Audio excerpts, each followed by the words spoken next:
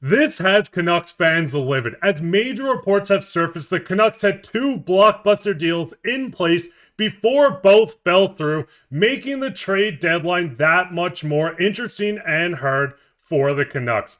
We're going to break all this down later on this episode. Before we get into that, if you're enjoying this Vancouver Canucks content and you want to stay up to date, make sure to go down and hit that subscribe button. We'll be here all season giving you updates from around the team. But Griffin, we got to hop straight into this topic today, which is the fact that the Canucks had two deals in place with the Carolina Hurricanes going into the latter half of last week. And then, of course, we've seen Pierre LeBrun tweet out, my sense is Carolina and Vancouver got fairly close on a trade before the Hurricanes went the Colorado route. Now, if you missed it all, you can see that, of course, the Colorado route was acquiring Mikko Rantanen and Taylor Hall from Colorado for Martin Necas and Jack Drury. Now, looking at this, we know that the Carolina Hurricanes wanted to add so much more star talent to this roster. They were in talks of guys that were both Elias Pettersson and JT Miller. From Dave Hall, Elliot Friedman on Sportsnet saying the Canes had two potential deals with Vancouver. One involving JT Miller and one involving Elias Pettersson. Of course, these deals fell through. They acquired Mikko Rantanen. But looking at this, at just the fact the Canucks came close at trading both of these guys, not in the same trade, it does seem, and a lot of people stated it was one or the other. What's your initial thoughts on the Canucks missing their window with the Carolina Hurricanes? I think it was a big window missed. And just the other day, we were talking about the potential landing spots for Pettersson if they were to move on from him. And JT Miller, we've covered it at length the past few weeks on where he could go if he were dealt to Carolina. And then they go and make this deal with Colorado where we could have gotten Martin Necas, which would have been a phenomenal pickup. And as well, you have Taylor Hall that was also on the trade block. I'm a little bit biased. I'm not saying that the Canucks would have been able to get Hall, but being from Windsor, having a Windsor Spitfires alumni on our team, I just would have gone crazy if they were able to get Taylor Hall. I know he's a bit older than he was and not as in his prime as much as he was back in the day, but he still has gas left in the tank, and it still would have been great to have him on this team.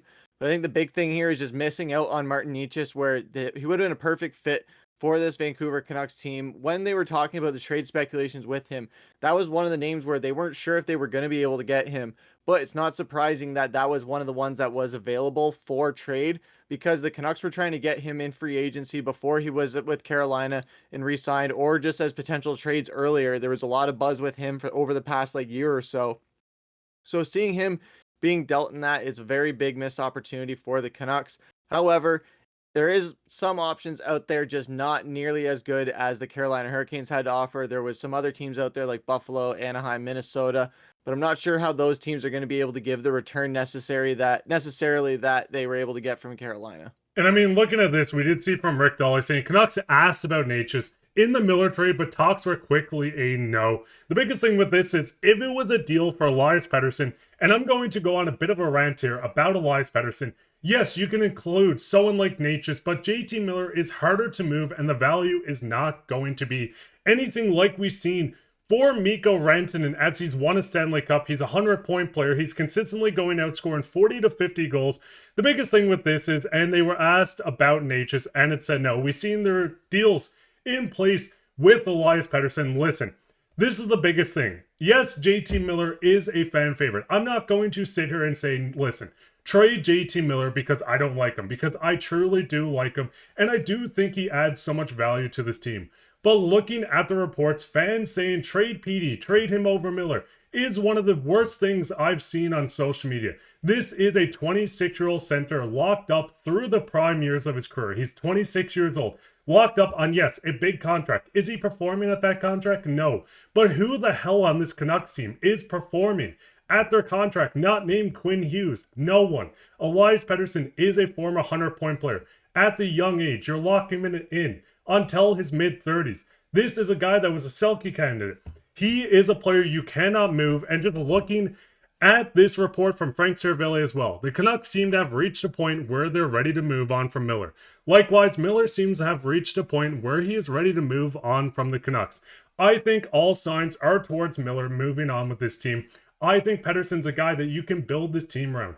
Give it a 2 to 3 window with him at the helm as the captain. If it doesn't work with him and Quinn Hughes, look at other options, but trading him right now is the worst idea possible. I don't know if you feel different on this, Griffin, or if you think maybe the Canucks should keep Miller over him.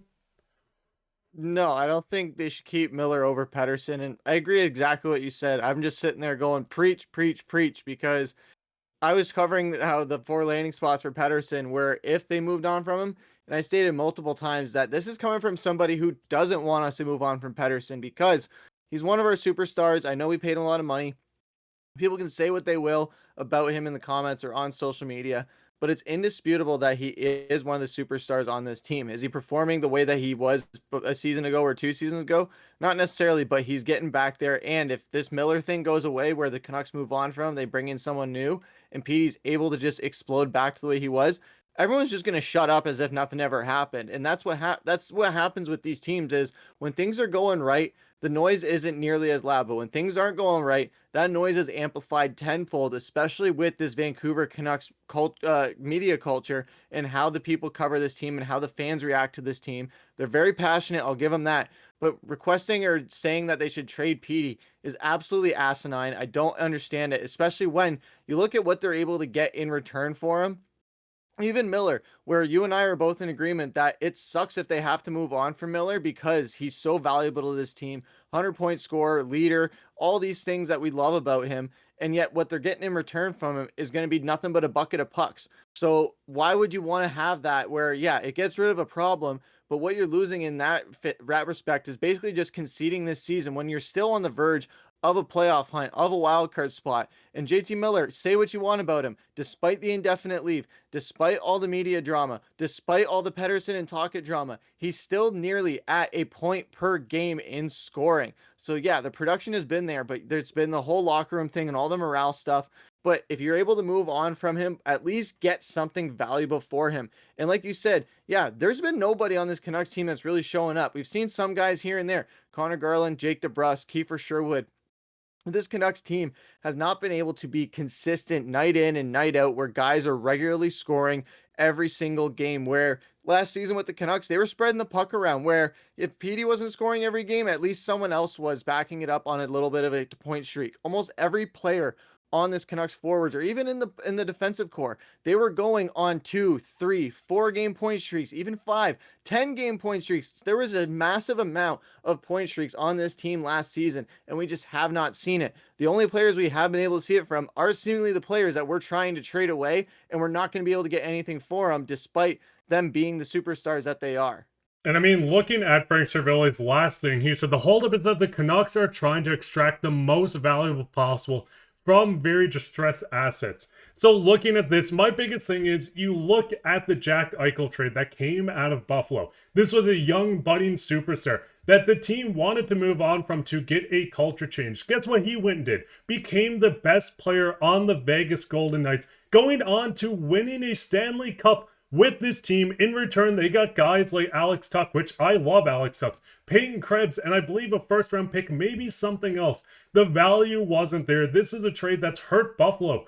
For the past 3 to 4 seasons, Jack Eichel has gone on to be one of the best players in the entire National Hockey League. And this is how I feel about Elias Pettersson. You build this team around him. Yes, moving on from Miller is going to hurt. Yes, the options are getting lower as you see teams like the New Jersey Devils probably be out on this guy unless they can work out some cap shenanigans. You see a team like the Colorado Avalanche who still has the possibility of getting JT Miller. You have the Carolina Hurricanes out on the sweepstake. The options are getting smaller. Things are going to get interesting. But what's your guys' thoughts on Mikko Rantanen just getting moved? And would you have taken a haul like this for a guy like JT Miller or Elias Pettersson? Where do you think they're going to end up? And are you guys getting sick of hearing this? Because we're getting sick of talking about this. Something has to give at some point. And if it's Elias Pettersson, I'm going to crash out. But that would be it for this episode of Canucks Digest. If you enjoyed this episode, make sure to go down and hit like, subscribe, share this with your friends. We'll be back with another episode, so keep your eye out for that. But I've been your host, Mark, with my co-host, Griffin, and take care.